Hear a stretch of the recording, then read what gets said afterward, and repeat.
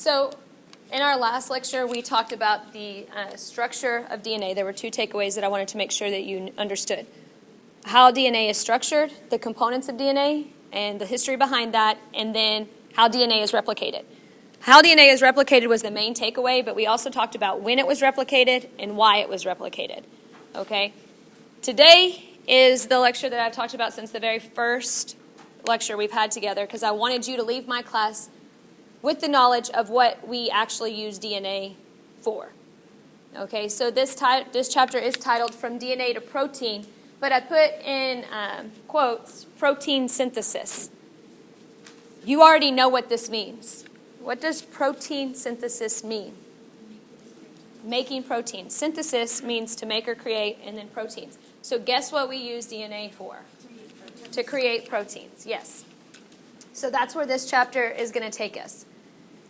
Initially, when this, because like you already know, DNA is a new science, okay? Initially they thought, or their belief was, that every gene coded for an enzyme. So the hypothesis was what we called the one gene, one enzyme hypothesis. So every gene coded for an enzyme. And that was early on.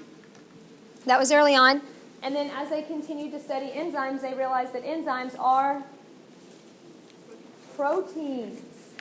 Enzymes are proteins. So if enzymes are proteins, genes code for proteins. And so that hypothesis was made a little bit more broad or vague. And instead of saying one gene, one enzyme, we say one gene, one polypeptide. Do you recall what polypeptides are? Many peptide bonds. Where do we find peptide bonds? In between amino acids when we build proteins. So you might see the word protein, and then of course you know what protein is, but you might also see polypeptide, and you need to know that that's on its way to a protein. So same family. And you may also see amino acid sequence still on its way to a protein. So you need to be able to understand that if it says amino acid sequence, it means it's making a protein long term. If it says polypeptide, it's just got many peptide bonds, it's going to make a protein long term. Like this is all different terminology that you'll see instead of the word protein. Yes, ma'am. 15, I think. Yes. Okay. So each gene codes for one polypeptide, or polypeptide is another term used when describing a small protein. I added this, and I've used this diagram before for you, but I wanted to enhance it and help you to understand something that is not going to be in your text or notes. So first of all, I know that all your genetic material is in your nucleus, and how do I know you have a nucleus? Because you're eukaryotic. And your genetic material is organized into chromosomes, and chromosomes include your genes, and that's what's depicted here with these black lines. And when you look at a chromosome up close, a chromosome is just a bunch of DNA wound really tight. So here's my DNA, and then segments of DNA are referred to as genes. So I've gone through that with you one time before, but here's something that I wanted to add. When you talk about a gene, genes can be coding or non-coding genes. Like you might hear it say, this is a non-coding gene, or this is a coding sequence. Coding means that it is directly going to result in a protein. Coding means that it codes for a protein. Coding means that it codes for a protein. Non-coding means that it doesn't code for a protein, but it's still useful, it's still meaningful, and I'll explain that as we make it a little bit further. So coding means that it codes for a protein. Non-coding means that it doesn't end in a protein, but it serves some support role. It's a non-coding sequence. And when you talk about genes, generally speaking, they have two options. They can either be turned on or off. If they are on, we say they're expressed. And if they're off, we say that they're silent or unexpressed or non-expressed. So they're either coding or non-coding, and they're either on or off. When you put these two terms together, if a coding gene is turned on, it will result in making proteins. If a coding gene is turned on, so that means it's expressed, it's making proteins. What do you think would happen if a coding gene was turned off? It doesn't make proteins. Okay? It doesn't make proteins.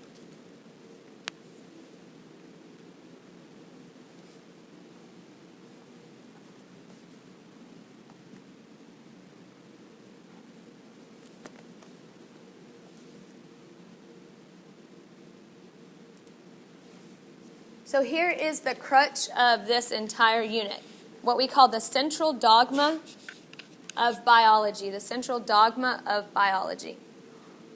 Central dogma of biology says that DNA will be transcribed to RNA, then RNA will be translated into a protein.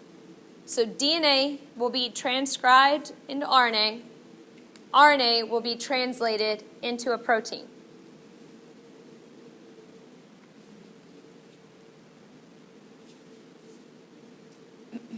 Now, it's very easy for me to say that straightforward, and I am going to teach you this process.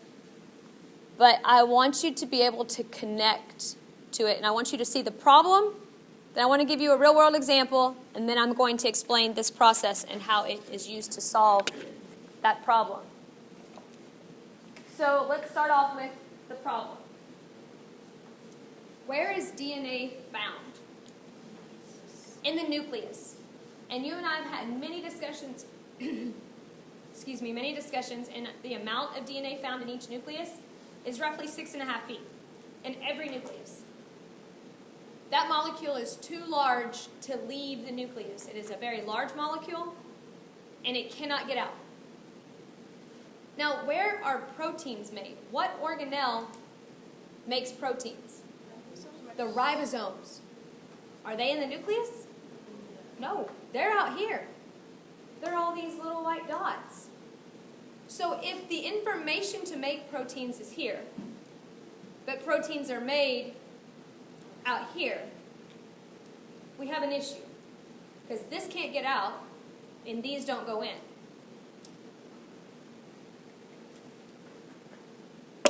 Now, that's the problem. Let me give you a real-world example of this entire process in your life. Or your hypothetical life. We're about to make it hypothetical. So say that I tell you, you've worked really hard this semester. As a gift to you, I'm going to finance the building of your dream home. You don't have to pay it all. And you can design the home however you want. Okay, and you get excited and you're like, what?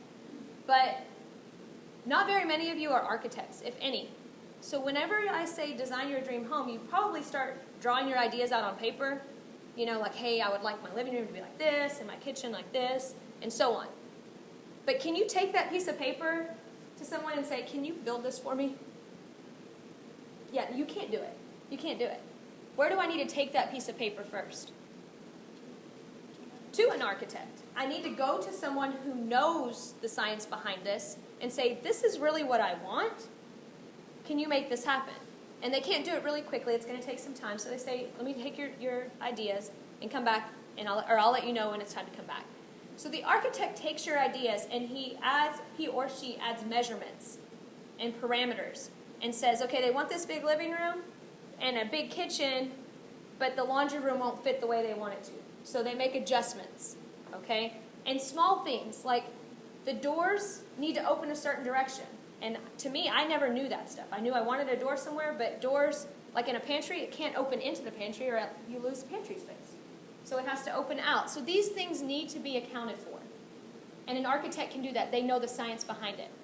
Once they've finished, they say, come up here, come and see if this is what you like. So you look, you see it's got your big living room, it's got your big kitchen and dining room, it's got your media room, your basketball court, because, I said I was paying for it, so then you were like, I'm just going to take advantage of this. So you have this humongous home now, and you look at it and you're like, yeah, can you add a bathroom? I don't think 8's enough. Can we have 9? And you add that, and you get all these specifications, and as soon as it's done and all the measurements fit together well, the architect will save it, and then they'll print it. When they print it, does it print on 8.5 by 11 sheets of paper? No. And when they print it, does it just print on one piece of paper? No. When they print it, it prints each layer of your home 1 page at a time, beginning with the dirt work. This is the work that has to be done to the earth before it is ready to support your home. So a page for dirt work. Here's a page for the trenching, for the concrete, and then right after that we have to bring in the plumbing, and then you lay the flat work. Like, there's a page for each of these. So pages could be anywhere, let's say 20 to 30 pages or more, depending on the complexity of your home. And once it's done printing, they roll it up, put a rubber band, and this is the master plan to your home. You get 1 copy. And you pay per square foot. So if you got crazy and you built a 6,000 square foot home, this is probably going to cost us about $9,000 or $10,000, let's say. Okay? So you're welcome. Now, you have 1 copy of your master plan. You get 1. And you have it and you're super excited. But you don't know what it means. I mean, maybe you do. I don't want to say that you don't. But do you have what it takes to build an entire house just with... No, I don't. That's awesome if you do. But most of us would look to someone else for help, right? So here I am with my master plan to my house, and I don't know where to get started. So I'm going to start from the bottom. I need the dirt work done. I know Melissa owns tractors. Hey, Melissa, I know you have tractors. I know how you know how to move dirt around. I'm building a home. You think you can do the dirt work for me? She's like, sure. I mean, I can do that. Not a big deal. Do I give her my whole master plan? Oh, no. What do I give her? Just that first. Do I give her my copy of that? Why don't I give her my copy? Because then it's no longer part of my plan. So how do I get her that information? I make a copy of mine. I make a copy of just that piece, just the dirt work. A copy of that, which would be analogous to the RNA, and then I send it off to my contractor, which is analogous to my ribosome. Melly does dirt work, and she did a great job. But what would happen, do you think, if I send her my roofing plans? She's like, I don't want to disappoint you, but unless you want a dirt roof, I'm not the person you need to come to. I'm a ribosome. I'm a contractor that specializes in dirt work. And so for each aspect of my home, each layer, each of those layers serves as a gene. There is a specific contractor or ribosome that is capable of carrying out the synthesis of proteins using that information. So my master plan always stays with me, but when I need to communicate the information to the ribosome or to my contractor, I make them a copy. So we have this same setup here. Your DNA is in one spot. And if I need to make a protein, do I need all my DNA to make my I protein? No. I just need the piece that controls my I proteins. And do I send them my original? No. I make a copy of just that gene, and that copy becomes RNA. And then that RNA, because it's smaller, it's not 6.5 feet, it's just a few inches, it can leave my nucleus and attach itself to a ribosome, and then that message is translated into a protein. Thank you. Questions here? Big picture look. All right, now here are both steps, transcription and translation, summarized. So I'm going to give you a moment here, and then I'm going to explain what we have.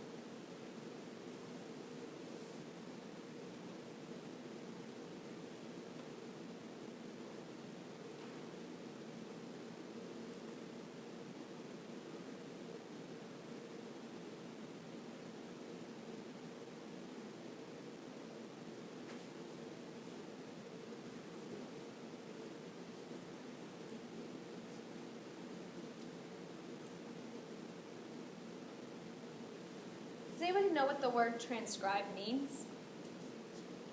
To write. And normally when you're transcribing something, if it is that you're writing, are you writing something new? You're duplicating something. You're copying. To transcribe means to copy. So the first step being called transcription makes solid sense because all we're doing is making a copy of that gene. Why does transcription have to occur in the nucleus? That's the only place I'm going to find DNA. So if you know the science behind it, you can answer all these questions. Transcription has to occur. The copying of DNA has to occur in the nucleus because that's the only place that DNA can be found. And when we make that copy, we're going to end up calling it messenger RNA or mRNA. And I went ahead and put the term codon here because messenger RNA will be grouped into words called codons. So I was trying to give you a heads up on that. Once that messenger RNA is processed, because it's smaller, it can leave the nucleus, head its way out to the cytoplasm, specifically to a ribosome. And there it will be translated from RNA into a protein. The type of molecule that will help make this possible is tRNA. That tRNA, the T stands for transfer. So transfer RNA will be in groups of 3 called anticodons. Will be in groups of 3 called anticodons.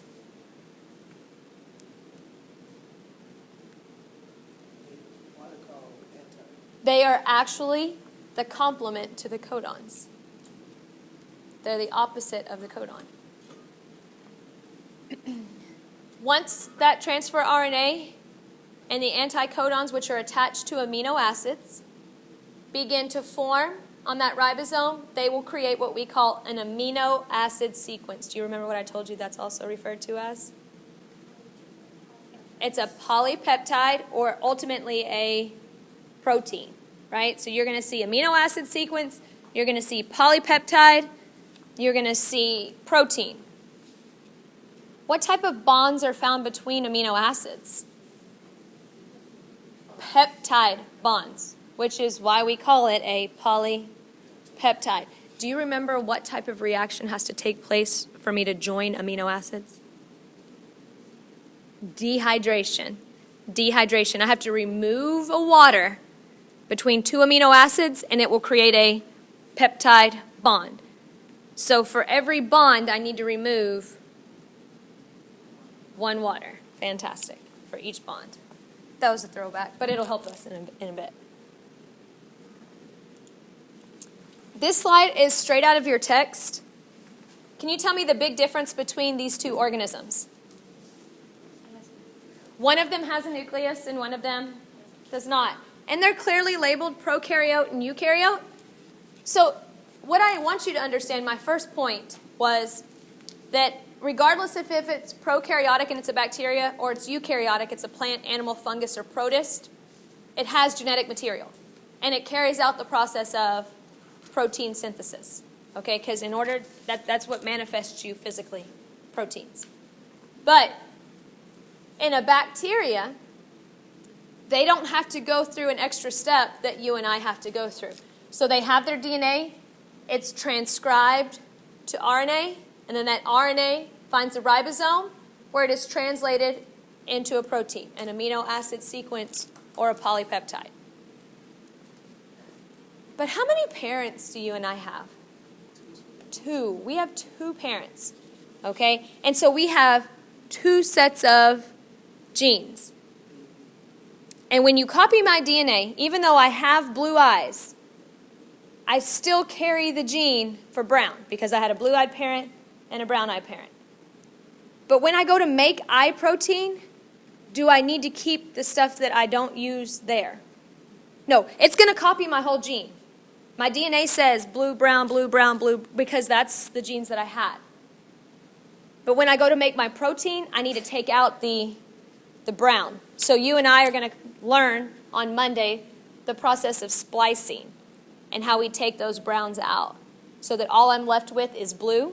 Then once I have just blue, it'll travel out, attach itself to a ribosome, and create a polypeptide chain, amino acid sequence, or a protein. Switch those. Let me see if that makes it look better. Is it random? No. This is not a random process. That's good. This is not a random process. So we want to remove the parts that you and I don't, which are non-coding parts for us, non-coding regions. I wanted to do a quick comparison of DNA to RNA.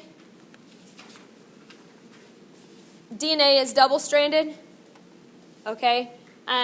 It's got deoxyribonucleic acid is the name of it, but the sugar here is deoxyribose is the sugar. The nitrogen bases are A, T, C, and G. For RNA, RNA is ribonucleic acid, so it has the sugar ribose. It is a single strand, and it uses the letters A, U, C, and G. The base pairing rules for DNA are A to T, C to G. For RNA, the base pairing rules are A to U, C to G. Yes? So if it's not double-stranded, how does it pair? How does it... I will get you there. I will get you there. But remember, we don't want RNA to be as big and bulky as DNA, or it won't be able to get out of the nucleus. Okay? I will get you there. If I answer you now, I'm going to have to jump ahead a few steps. But it's a very valid question. So, our genetic code. We know for DNA, I just covered, DNA has A, T, C, and G, those 4 letters. RNA has A, U, C, and G. We have to use those 4 letters to spell every genetic word we use. We have to use those 4 letters to spell every genetic word we use. Now, throwback to chapter 3, when we talked about proteins, I told you that there are only 20 amino acids on Earth. 20 amino acids on Earth. And then people are like, well, then how do we have so many proteins? But the example or parallel I gave you at that point was we have 26 letters in our alphabet, and how many words do we have in our language? Millions, right? Probably more than that. With those 20 amino acids, I can come up with thousands and hundreds of thousands of proteins by just changing the order of those amino acids. But each amino acid of those 20 has to have its own word. So we only have 4 letters that we can use to spell its word. We have 20 amino acids. So if each word was just 1 letter, A, T, G, or C, then we would only have 4 words. How many words do we need? We need 20. We need 1 word for each amino acid. So that's what I've kind of worked you through here. If we use 2-letter combinations, like A, T, A, G, A, C, T, G, that would give us 16 combinations. Is that enough? It's not enough. It's just not enough. So, if we do 3-letter combinations, so like ATG, CGT, GTA, we do 3-letter combinations, we can come up with 64. Now that's far more than 16, that's far more than 20, but does it serve our minimum number? Yes. And it will actually end up being a benefit to us. So every genetic word you and I have is 3 letters long. All our genetic words are 3 letters long. So when you say that it's like 3 letters, you could do AAA. Yes, ma'am. AAT. Yes, ma'am. Yes, ma'am. Yes, ma'am.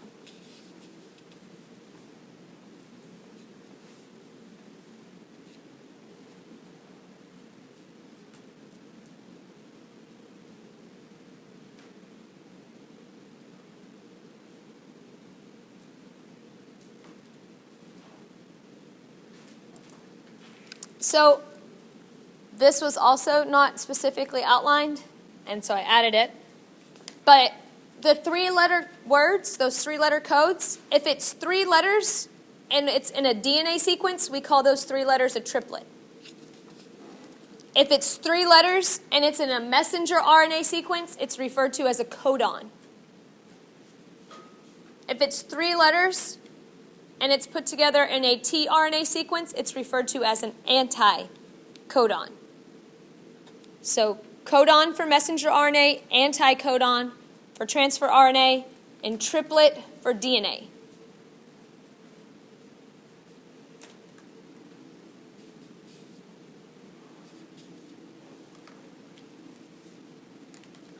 Up at the top, I added this diagram because it gives me a lot to teach from. Okay, and it allows me to kind of give you a foreshadowing of how this process works. So, if my DNA letter is A, I'm starting there at the top. And then when I copy it into messenger RNA, the opposite of A is U. And when that messenger RNA is translated using the anticodon, the opposite of U is A. If it's a T in my DNA, and of course the only place I'm going to find a T is DNA, that T, when I make a copy of RNA, it will be equal to an A. When I use that codon to match with an anticodon, the complement to A is U. So I have these different scenarios set up. G in DNA would be C, the complement is C in RNA, and then back to G when I get to transfer RNA, because C and G are always going to be the complements. The only one that changes is the T and the U. Okay? So I have that set up there. Also, I have the term transcription, and in parentheses it says this occurs in the nucleus, and you already know why. So here I have a strand of genetic material. Is this DNA or RNA? How do you know? It's got a T. It's clearly labeled, DNA as well, but it's got a T, so that should indicate to you I'm dealing with DNA. I have my 3-letter words, and each 3-letter combination in DNA is referred to as a triplet. Once transcription has occurred, and Andrea here is answering one of your questions at some point, but I don't copy both strands, I just copy one.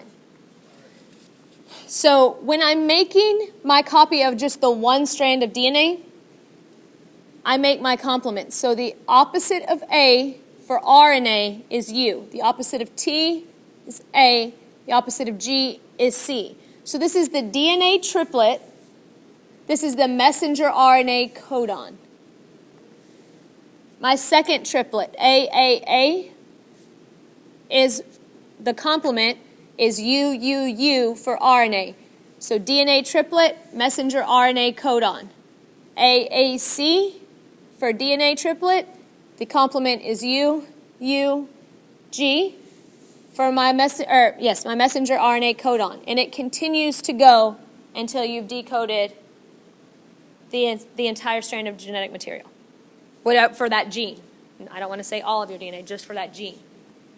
Then, once that copy is made, this messenger RNA is much smaller, so it can leave the nucleus, and where does it go? It attaches itself to the ribosome in the cytoplasm. So this line of material here is copied right here. This is the same thing. And this blue spot is supposed to indicate to you a ribosome. And here it's telling you that this is translation, and it's occurring in the cytoplasm, specifically on a ribosome. Here is my messenger RNA codon. The anticodon would be the opposite. The opposite of U is A. The opposite of A is, the opposite of C is, this is my anticodon. And each anticodon, I will teach you next week, is attached to one amino acid. That's what AA stands for.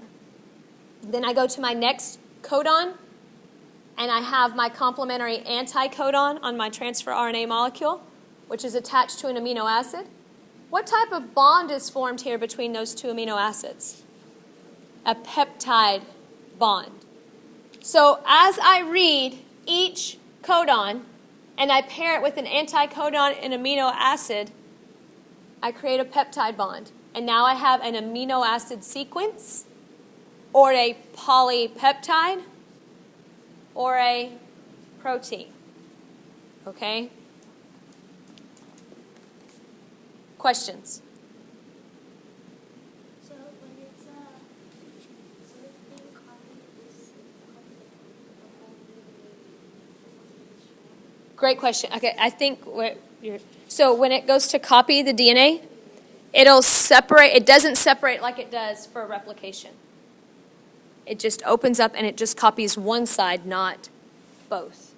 and it doesn't bond back The RNA does not, but the DNA immediately goes back. Right. Yes, the RNA does not bond to the DNA. It's just there to make a copy and then it leaves. And I go into this process in a whole lot more detail. I'm just kind of getting you started on this. Yes.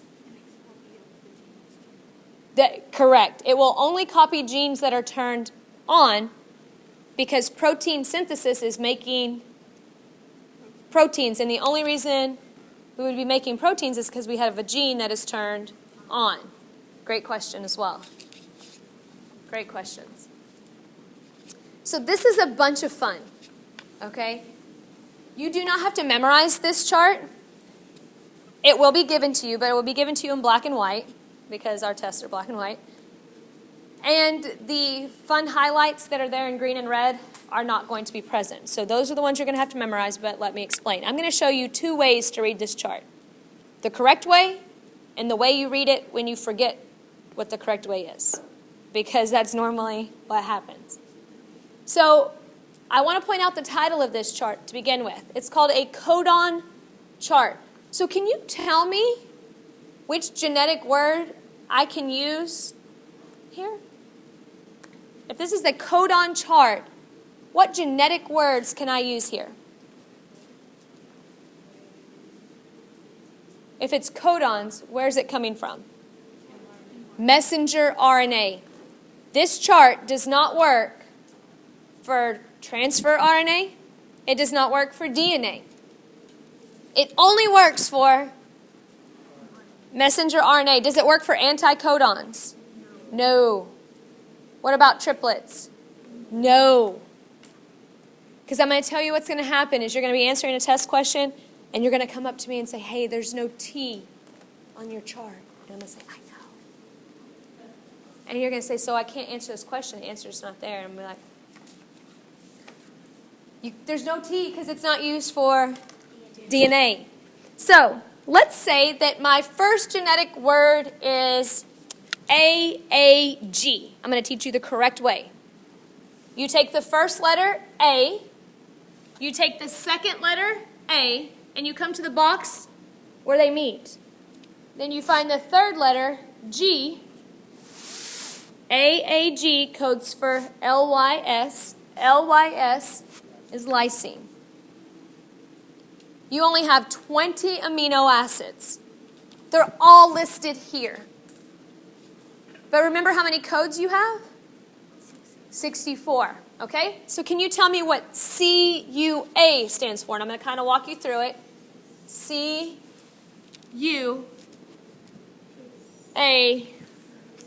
is leucine. This is the correct way to read it. What do you get for CAA? Glutamine. Yes, glutamine. Okay? So that's the right way to read it. The way that you read it when you forget, and the question is like, hey, can you tell me what GGG is? You're like, oh, okay. GGG. Oh, no. You just go up and down until you find, oh, no. Oh, here we go. GGG glycine. That's I forgot how I'm supposed to read it, so it's going to take me a little bit longer, but I'm still going to get the right answer. Yes, I'll do the first one over once more. So a codon may be A, C. A, come to this box, C, AAC is asparagine or asparagine, either way. 64 combinations. Can you tell me what CCU codes for?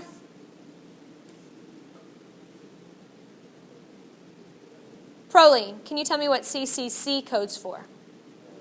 Proline. Here's the benefit of having 64 combinations, but only 20 amino acids. What if you have a small mutation, and that mutation causes you to go from CCU to CCC? It doesn't impact you at all. It's what we call a neutral mutation. We have this option because our code is so varied, since we have 64 combinations, but only 20 amino acids. So multiple codons may code for the same amino acid.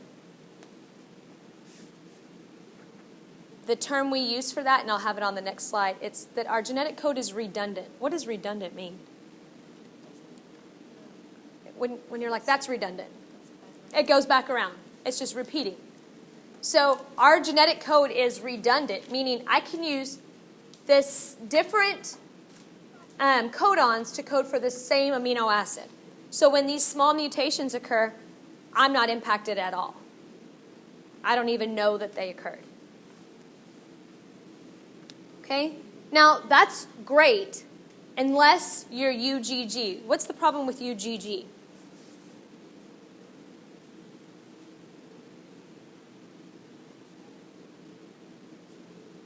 There's only one codon for that amino acid.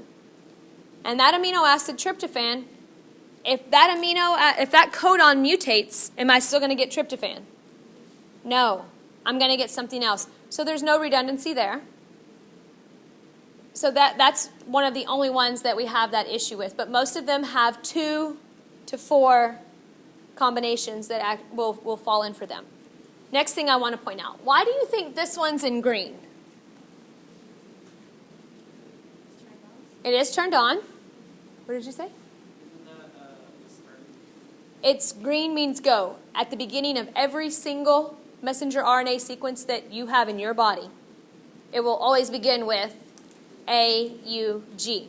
That is what we call our start codon. It is what we call our start codon.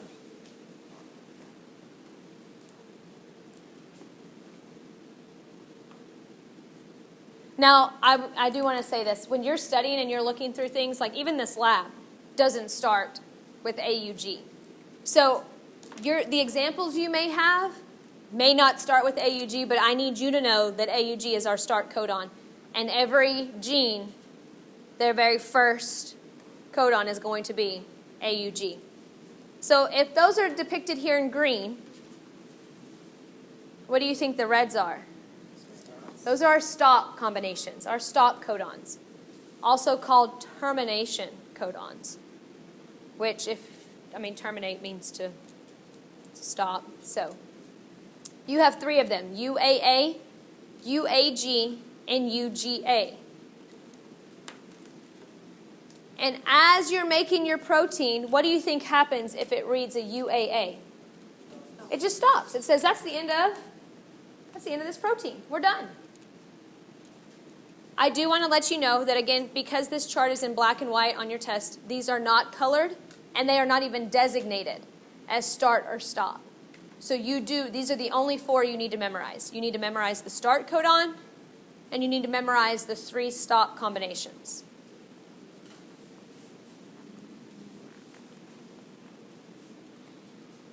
Questions? Yes. UAA and UAG and UGA. Yes. Are those a part of are those an amino acid? Are those amino acids? Which one? Or is it that same? Do these code for an amino acid? Is that what you're asking? Yeah. They do not. They do not. They do not code for an amino acid. They code for terminate. And so when the enzyme gets there, it terminates, it stops. So there is no amino acid that's added. It'll have what we call a release factor, and you don't have to know that today, but that release factor will say, go ahead, you're done. Good question. So here is what I mentioned, but it's in writing now. Okay? The only thing that is new is number 2. But number 1 says we have 61 codons that technically specify an amino acid. Because 4 of them, we have 1 start, that codes for an amino acid, but the 3 stop codons do not code for an amino acid. Okay? So you technically have 61 that code for amino acids and then 3 stop codons. We talked about specifically proline. You could have CCU, but if it mutated to CCC, we would still get proline. And that characteristic of our genetic code is what we call redundant. Our genetic code is redundant or degenerate. So a characteristic of your genetic code is that it is redundant or degenerate. I mentioned to you that your start codon is where we begin, and that's AUG. I told you you need to memorize that. Your stop codons or termination codons are UAA, UGA, and UAG. You also must memorize these. So start and stop are the ones you need to memorize. The only thing I did not bring up, but I'll go back to show you that this is the case, is that when you're writing out all the letters for a genetic code, we don't put commas. In our language, it's natural for us to want to count 3 and put a comma, like we do with numbers. We don't do that with the genetic code. Okay, and I'm going to go back, I'll come right back to this. But on this example I gave you, we don't put commas in between each word. You just count 3 and you have that word. So what if you get off counting? The protein's messed up. Like, there's no comma, there's none of that. Okay? Oops, sorry.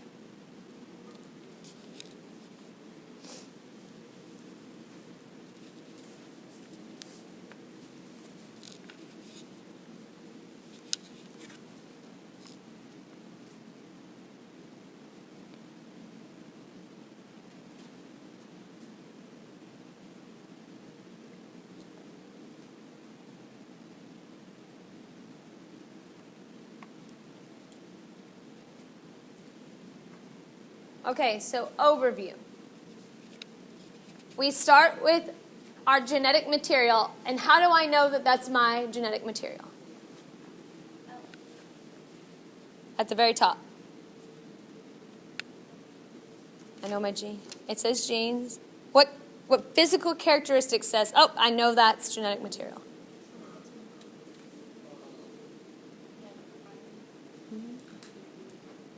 How do I know it's DNA? It's double-stranded. It's double-stranded. I know it's DNA because it's double-stranded. RNA is only a single strand. And then, of course, in DNA, that being double-stranded, there are small segments of DNA called genes. So you can see there I have 2 genes labeled. Now, in this case, for this protein sequence that we're going to go through, the synthesis of a protein, we're just going to need 1 gene because that's all you need. Is 1 gene. You make 1 protein sequence at a time. So I'm going to do gene A in this case. Now, look. Did I take both strands? I just took 1. 1 strand, and then I transcribed it. And we already know that transcribe means to copy or rewrite. So it's copying the complement into RNA. And where there should be a T, we have replaced it with U. RNA itself is a single strand. After transcription has occurred, it will leave the nucleus because it's much smaller, and it will attach itself to a ribosome where it will be translated into an amino acid sequence or a polypeptide or holistically a protein. This is just an overview. We will get into the details. Just an overview.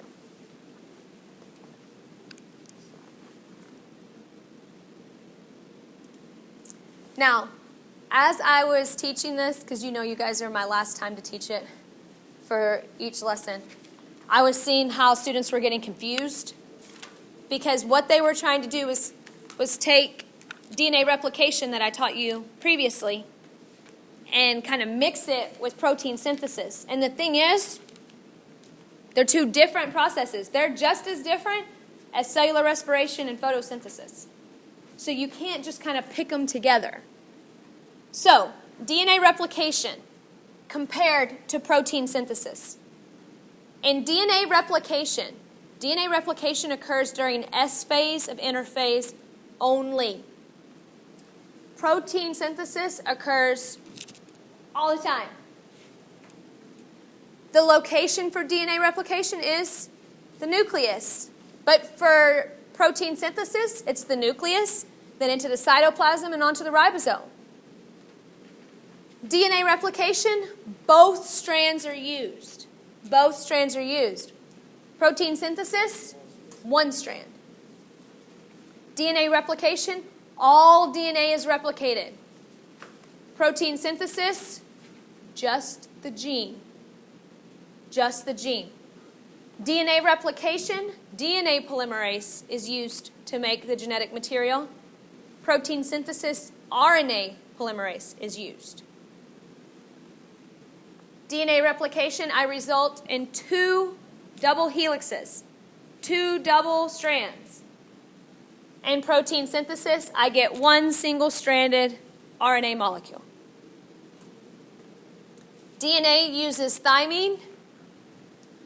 DNA replication uses thymine.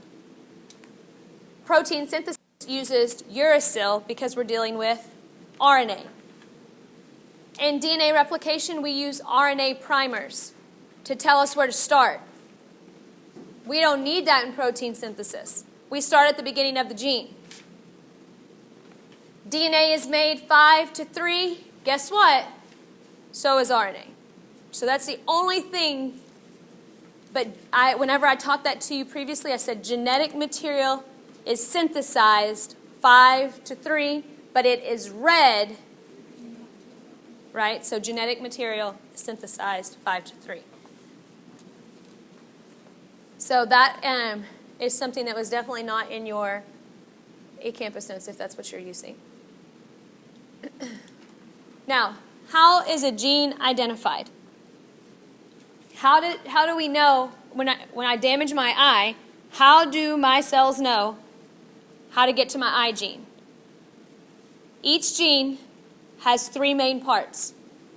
They have a promoter, they have a coding region, and they have a termination sequence. I'm about to lace in some words I taught you at the beginning of class.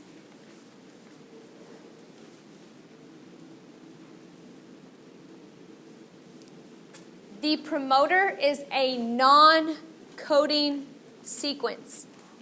It's non-coding, which means it doesn't make a protein, but it's still turned on. The promoter is non-coding,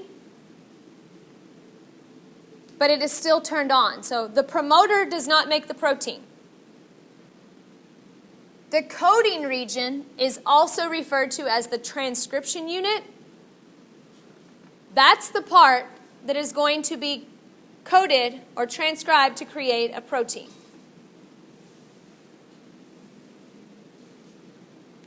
The termination sequence is also a non-coding region, meaning it is not going to be part of the protein, right? But I still need it, so it's still turned on. So remember, the difference in these genes is they're either coding genes or non-coding genes. Coding genes will result in a protein. Non-coding genes are still important. They just don't make the protein specifically. They help or support that process. Okay? The promoter tells the enzyme, hey, this is the eye gene. And the promoter for the heart gene says, this is the heart gene. Like a promoter for a musician or a marketing agent for a company. They promote the location of that gene. So if my enzymes are looking for my eye gene, They're looking for my I promoter. They're looking for the promoter saying, this is the I gene, this is the I gene. That's what they're looking for. Every promoter sequence is preceded by the ta-ta box. And I'm going to show you what I mean on the next slide. The promoter sequence says, this is where this gene is. This is the I gene, or this is the liver gene, or whatever it is that it is we need to make. The coding region actually has the message for the protein. So this is the part that will be used, transcribed to make a protein. Terminator sequence is not coding, but what does it tell us? It's the end. Stop. We're done. So again, it's not coding, so it doesn't make the protein, but it supports the function of protein synthesis. So how genes are found, first of all, we have to identify them. 3 main parts: the promoter, the transcription unit or coding region, and the termination sequence. Now, when we look at this right here, what I was trying to point out was the ta-ta box. As the enzyme is speeding along your genetic material, it goes very fast because your genetic material is 6.5 feet long. The enzyme is racing across to find the correct gene. As it approaches and it hits the ta-ta box is kind of like a yellow light. So it slows it down, and then it says, oh, what is the promoter saying? Oh, this is the I gene? If this is the I gene, then I need to stay here if that's what I need. But what if it slows down to the yellow light and the promoter says, this is a bone gene? What do you think that enzyme says? I don't need a bone gene. Going on to the next one. And when it gets to the next ta-ta box, it'll slow down, interact with that promoter. If that promoter is correct, it'll stick. It'll go until it finds the right gene. And I would love to tell you that the genes believe the first enzyme. So like if I go and I say, hey, this is the I gene, I would like to tell you, oh, well, your cells trust you. They don't. Even if you're like, well, no, she's our professor, like she knows. I found it. And now in eukaryotes like you and I, we have to have it verified 5 times. So I found it. Now Araceli's going to show up, and she's got to be like, yeah, she's right. This is the I gene. And then Andrea, this is the I. Like, it has to be verified 5 times before we'll go on and transcribe it. Why do you think we have to do so much to make sure we have the right gene? If I don't have the right gene, I'm not going to make the right protein. So if I need I protein, but I transcribe the liver gene, I'm going to have too much liver protein, and I'm going to be lacking I protein. So your body is pretty legit in making sure you're doing the right job. Okay? Now, I have a video, a quick sequence that shows you this happening, the first part transcription, happening in real time.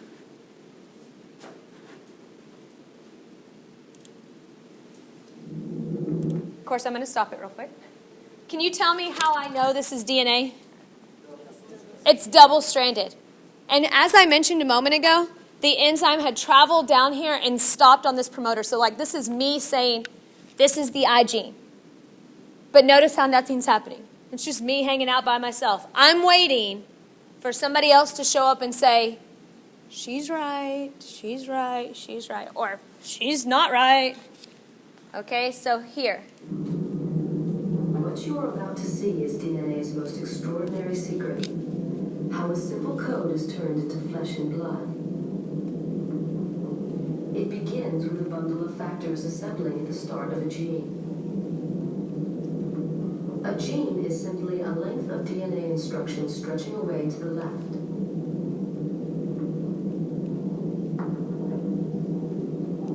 The assembled factors trigger the first phase of the process, reading off the information that will be needed to make the protein. Everything is ready to roll. 3, 2, 1, go. The blue molecule racing along the DNA is reading the gene. It's unzipping the double helix and copying one of the two strands.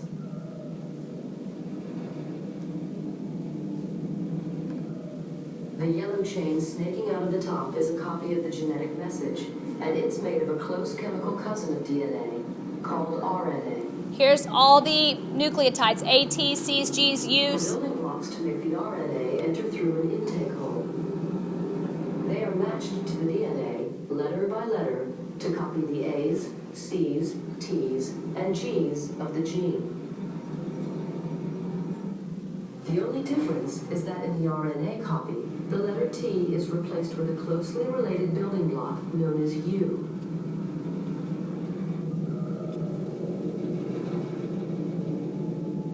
You are watching this process called transcription in real time. It's happening right now in almost every cell in your body. Why did it stop and let go? It hit a termination sequence. That was the end of the gene. And so we were only trying to copy that gene. That was it. And another thing that I love about this and why I wanted to show it to you early on is because when we teach it to you, we do like 9 codons. And people are like, okay, so your proteins are pretty short. No. Your proteins are like 500, 600, 800, 1,000, 1,500 amino acids long each. So when it's going through all of that and it's copying it and how fast that's happening, that's pretty honest on what it is time-wise for you as well. So, any questions there? Go ahead. I wonder again, what is that blue thing? What do you think this blue thing is? It's an enzyme. So it ends in ACE. It's not DNA polymerase because DNA polymerase is used in DNA replication. This is RNA polymerase. Yes. Fantastic question. Is all it does, and notice how it went through, it just unzipped it while it was copying it, and what did it allow that DNA to do? Go right back. So RNA polymerase is just kind of going through there, transcribing it real quick, and then it lets that DNA go right back. What was happening at the very beginning? Yes. At the very beginning, when all of those factors were showing up, they all serve a specific role. But overall, they're verifying that we have indeed found the right gene and that we're ready to carry out this process. So that was all of them coming together. And when they were all ready and they verified, that's when she said 3, 2, 1, and then that started it. And did they all stay there? They all stayed. So they stayed there, and then you saw the RNA polymerase leave. So RNA polymerase was one of those that was there. Great questions. Excellent questions. Anything else? Great question. What would happen if it wasn't the right one? Okay, if everything was there and we verified and said this is right and they transcribed it, it would eventually be translated into the protein, but it would be not the protein we were looking for. So that's what I was mentioning a moment ago. If it did transcribe and translate it and say that that was the liver gene, but I needed I protein, the proteins for my liver would increase, but my eye would be lacking. So I would have damage to my eye, but why would that also cause damage to my liver long term? It's too much of what I need. It's too much of what I need, and I only need a homeostatic amount. Your body is not a fan of storing things it's not going to use. So is that how you get defects? For sure. And we are actually going to talk about mutations, chromosomal, and gene mutations when we get to the end of this chapter. Good questions. Good questions. All right, so this is where we're going to stop.